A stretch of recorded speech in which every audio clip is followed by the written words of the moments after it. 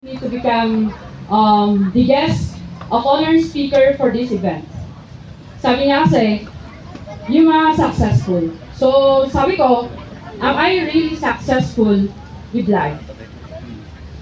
To become successful, you need to develop your ABCD. Behavior, attitude. Attitude, behavior, character, and discipline.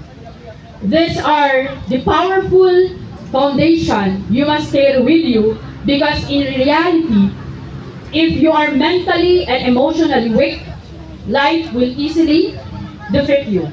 In short, madali kang matalo sa buhay. When I was in high school at Guhang National, I lived in a boarding house far away from my family since I am the last child. Life wasn't easy because my mom and dad wasn't there to cook my food na papasok sa school. We didn't have a gas stove because gas stove before is that hindi pa yung uso. So I had to gather firewoods, mga yung akunada JNMA, just to cook my meals. I had to be careful with my allowance, kaya minsan ang ulam, pancit canton, payless, tuyo, sardinas, and even corn bits. Just to make sure my allowance would last because malayo nga sila nanay at tatay na magbibigay ng allowance. And then at the same time, tipid kasi si ama noon, kaya kailangan mo talagang i-budget yung allowance mo. There was even a time when I was in high school that I was bullied. Dahil payat, medyo boyish, and I came from a barangay far away from the Banawe town. People would assume, walang alam nito, kastoy na siguro dahito yan. And I even experienced driving in a dump truck from doon sa town ng Banawe going to Awen Igid just to get home in afternoon ng Friday. But those moments didn't break me. They challenged me to grow stronger. At the same time, ayun, sumakses, tapos na sa high school. At last, I reached college. I enrolled criminology at University of Baguio, carrying with me a dream that one day I will become a successful police officer. Kasi nga, criminology yung aking inenrollan. Baon ng prayers, payo, tugon nila ama and ina, at ito lagi ang tumatak sa akin. Ang moving nga nasadot ka, nga panagtalon, iso nga sayatang nga panag eskwela.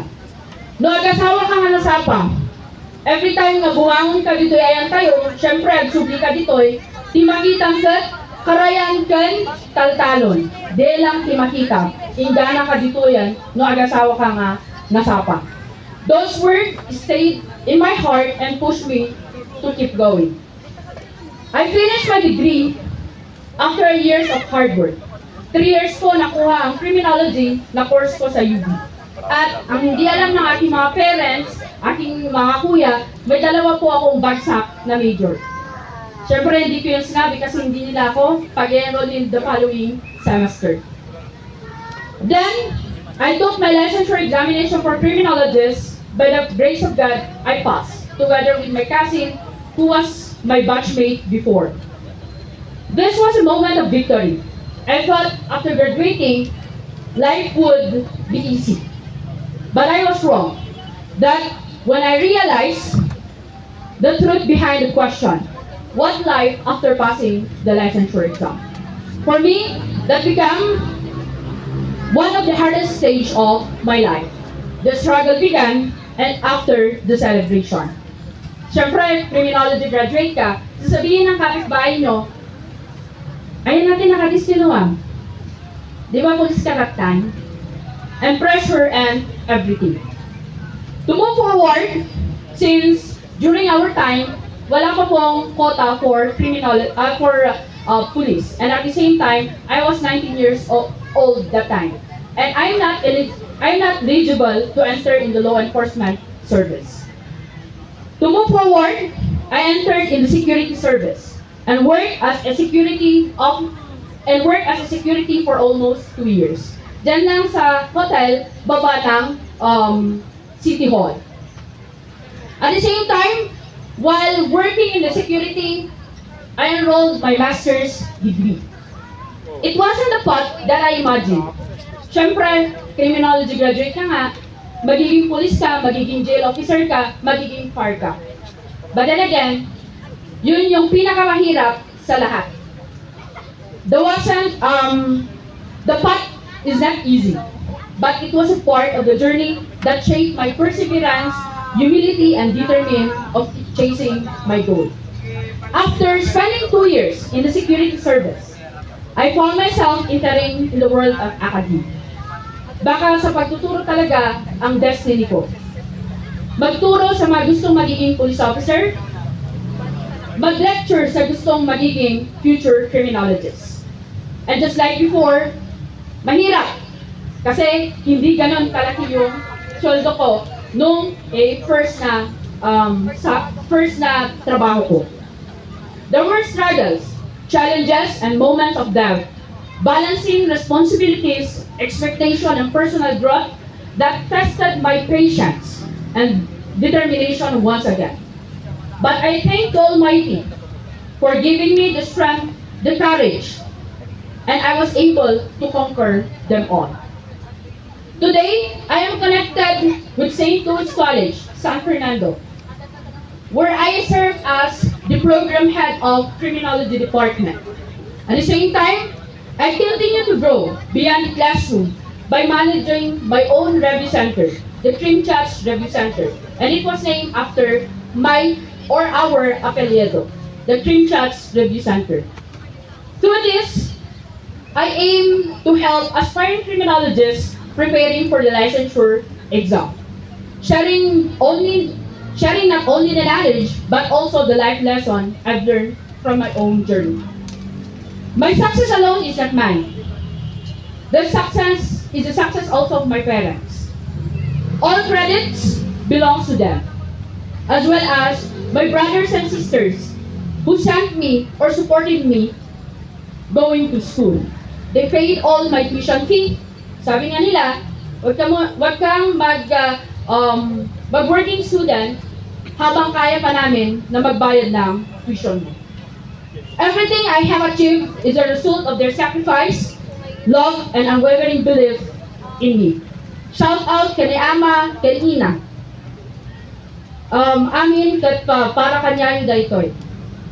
That's why one of my strongest advice to these young kids, kung nawawalan ka ng pag-asa sa buhay, just look at your parents. Remember everything they have done for you. The struggle they endured, the dreams they carry for your future. They even sacrificed their own dreams for you. Just imagine, hindi sila kumakain para lang may padala sa inyo na pagbayad nyo ng tuition fee.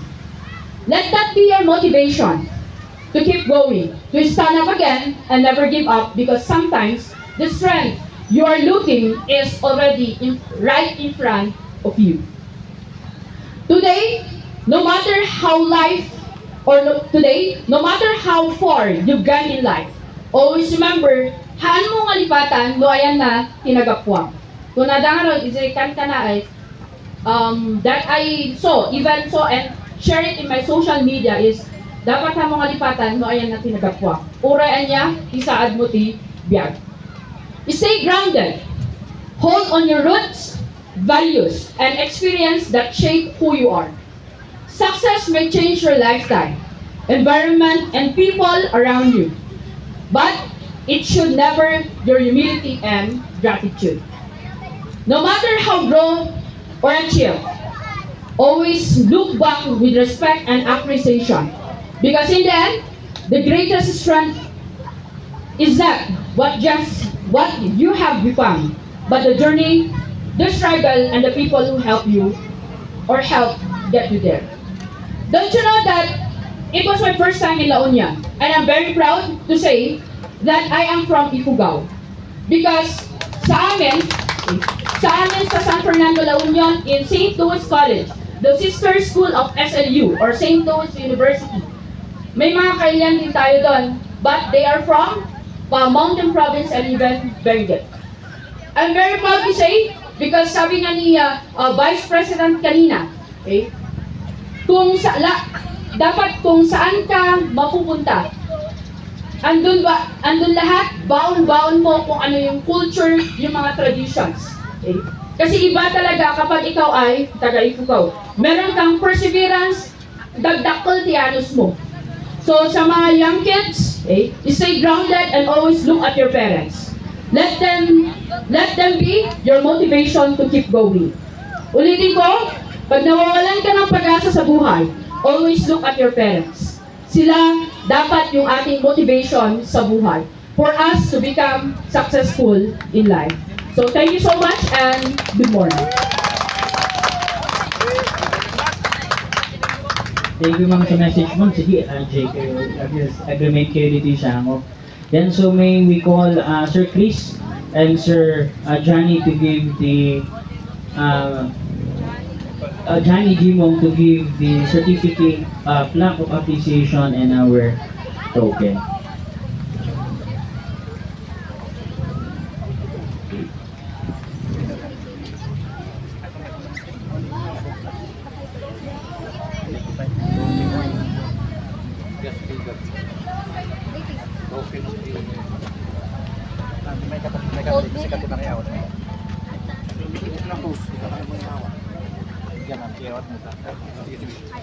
Okay, so once again,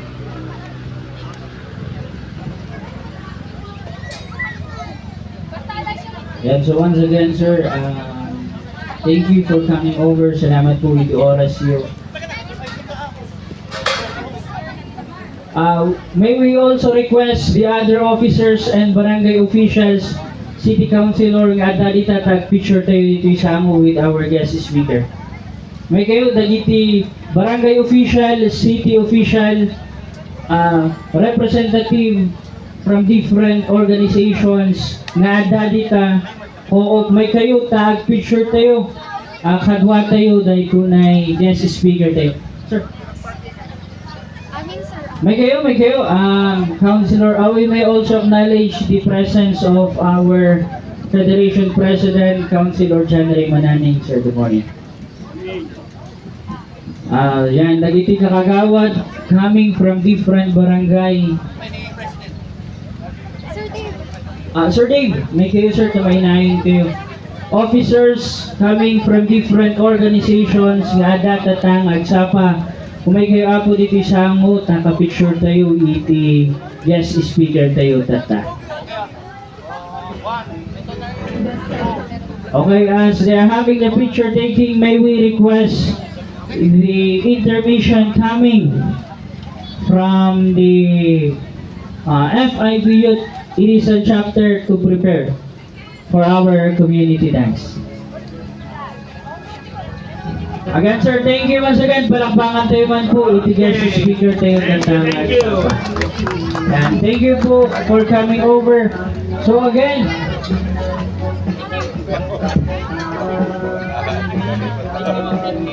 okay again, so let's proceed to